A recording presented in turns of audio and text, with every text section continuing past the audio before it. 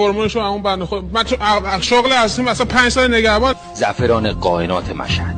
اما اشتباه نکنید، این یک تبلیغ نیست، یک دروغ است، مثل تک تک کلماتی که روی این بسته چاپ شده. حتی نشان استاندارد و سیب سلامتش هم دروغ است، جعلی. هیچ اثری از زعفرون که ما ندیدیم، فقط استفاده از رنگ هست و اسانسش با ترکیب مواد مختلف. شوکه شدیم از کل این وضعیت این کارگاه و اوضاع نابسامان و بسیار بسیار بد غیر بهداشتش. این پودر نه در مشهد و قائنات، در یک کارگاه، یک زیرپله نجاری در جاده کوسفید درست می شود.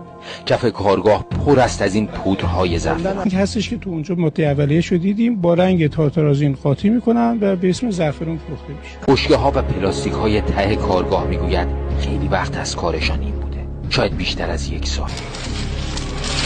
اما این پودر مثلا گیاهی زعفران داخلش چیست؟ برگ گل، پودر قند